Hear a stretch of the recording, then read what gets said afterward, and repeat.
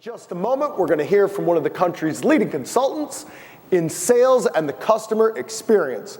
Before he comes out, since we can't really do him justice, let's go to the video for a fitting introduction for today's speaker, Mr. Michael Hourigan.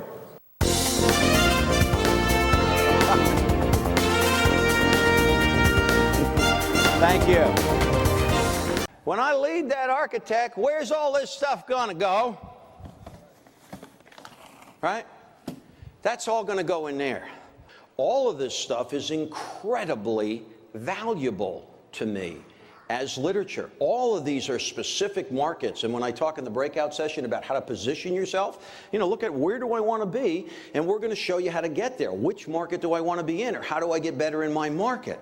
But ultimately, the silent sales force is deciding what specifically do I need to use for that client. And for some clients, it may be one piece of literature. For some clients, it may be the demonstration case. But ultimately, being prepared doesn't mean I have all the stuff. Being prepared means I have all the right stuff. In a trade show, there's a critical place to be. It's not in the beginning, it's not in the end. There is a psychology to people that go to trade shows. And the psychology is this: they typically walk through the first third of the show, kind of in a hurry, kind of, getting adjusted, seeing what's around. Then they slow down and pay attention. And then the last third, they're just kind of glancing at on their way out. What you want to do is make sure that your exhibit is right there in the middle third, okay? In the second third, where people aren't going to miss you. I mean, that's all part of your silent sales force. You can use a backdrop or not. If you don't use the backdrop, the subliminal I've got is, amateurish company. Do any of you work with people that I call ploppers? You know what ploppers are? Ploppers are those kinds of people that come into your office and they plop. You know how those people are? Especially if you're a boss, right? If you're a boss, those people come into your office and they plop. Because here's what they've realized. If I'm plopping in front of the boss's desk, I'm working. So they check into this hotel at midnight, and they are checking out of the hotel at 5 o'clock in the morning, right on schedule, and they go to check out, and the guy behind the desk hands my dad a bill for $350. My father says, $350? We were only here 5 hours. My wife made the bed, because mom could never leave a room dirty, right? I mean, she just couldn't do it. And we said, well, sir, you don't understand. Last night we had the cast from MASH here, Alan Alda, Loretta Swit, and they played Streetcar Named Desire, and the tickets for that were $100, and that was included. And we also had champagne and caviar, and that was included. That was another $50. My father says, Oh, okay. He says, and then this morning, he says, but I didn't go to any champagne and caviar, Alan Alda thing. He said, but sir, you could have. It was included. My father, He says, and then this morning, sir, we have champagne and caviar breakfast and eggs Benedict, and that's another $100, and that's included. My dad says, I'm not going to drink any champagne before I drive the car. You're some kind of a nut. Guy said, but sir, it's included. You could have. My father said, give me that bill.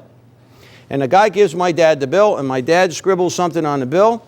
He reaches in his pocket, and he pulls out a $100 bill, and he hands it to the guy. And he hands him this note. And the guy says, sir, this is only $100. My father says, read the note. The guy reads the note. $250 for sleeping with my wife. The guy said, I didn't sleep with your wife. My father said, you could have. So let's pretend you are married. Okay, Eric? And Eric works for me, and he's a good guy. And I like Eric. And I go up to Eric, and I say, you know what, Eric? You do good work, buddy. Not much, but what you do is real good. I only work part-time. You only work part-time. Okay. Now, I said that. I'm trying to be a nice boss, guys. I said that to be just kind of a funny, nice boss. Now, when Eric gets home and says to his new wife, Colby, oh, guess what boss man just said? He said, I do nice work, not much, but what I do is real good. And he's laughing. Is Colby laughing? Colby's probably going to say something like this. What do you think he meant by that? And you know what, guys? I didn't mean a thing about that. I was just trying to be a good guy. But because I'm the boss, everything I say and do is subjected to this process. It's discussed, it's dissected, and it's digested. Thank you much. Hand for Eric, guys. Appreciate it. Thank you much. All right? You're on the telephone, and somebody appears in front of your desk, and you're on the telephone, and you say, can't you see him on the telephone, you idiot? I mean, not that complicated. And then the person starts doing this. We all been there? It's that important. From now on, when that happens, what I want you to do is give him the finger. Give him the finger. This is the finger. Right? This is the finger. This finger means I'm on the phone for 1 minute. Sit down. This means I'm on for 5. Go get a cup of coffee and come back. This means I'm on for the rest of your life. Called the bye-bye. If you adopt these as a group, nobody gets upset. And I mean, quite honestly, if I want to talk to you about something important, Gail, and you give me the bye-bye, you're not going to be able to give me your undivided attention. And you may set a rule that if you bye-bye somebody, you have to get back by the end of the day. You have to send them an email. But I mean, simple enough things. And if everybody knows what the techniques are, it saves lots of time. You want to view it from the perspective of the client. One of the things that Disney people told me when I was working with them is they said, you know what we do, Mike? When we build an exhibit or a ride or something, here's what all of our Imagineers do. We get on our knees, okay? And we then walk on our knees to watch every single piece of that exhibit, because that's the perspective that kids are looking at it from. So ultimately, I want to know what's the perspective that my client is looking at this from. Now, I used to have a lot of people work for me, and I had a lot of ploppers. And I want to tell you about 2 of my favorite kind of ploppers. One kind of plopper I had the sky is falling plopper. All right? No matter what happened, an ad, something would come in the newspaper, this would update your resumes, we're all going to be out of work tomorrow. Right? That kind of plopper. And when he would get to me, he would always be out of breath. You know, just had to get this information to me. Just had to get this information to me. And so when he would come in, I picked up the phone. Who was on the telephone? Nobody. But when I saw Frank, he was always red in the face, out of breath. I'd put my hand over and I'd say, Frank, I've got the president of the company on the phone. And I'm in meetings all day. I can see how important this is for you.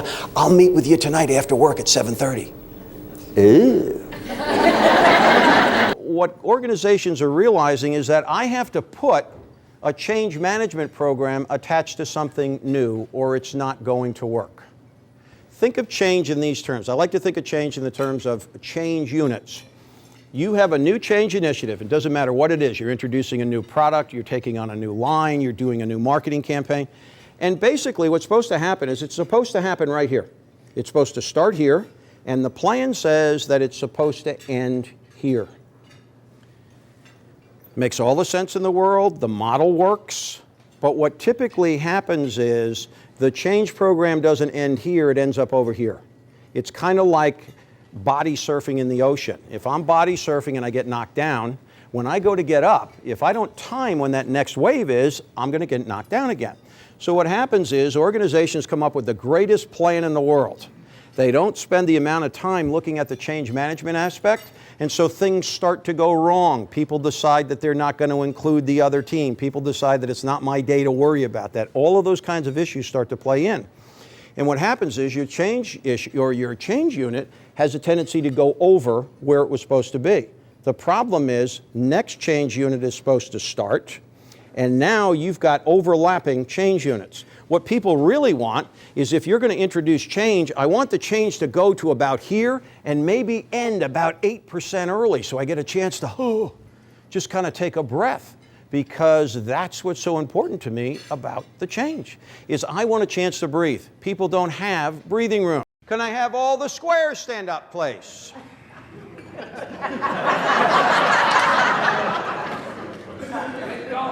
All right, let me tell you about the squares. They don't follow instructions. I didn't say sit down, get back. All right, let me tell you about the squares. The squares are the best problem solvers you will have in your organization. You give them a problem, they'll solve it. Sit down. All right? And now I need all of the circles to stand up, please. All right. I want everybody to take a good look at the circle, because they either have a problem with sex or alcohol.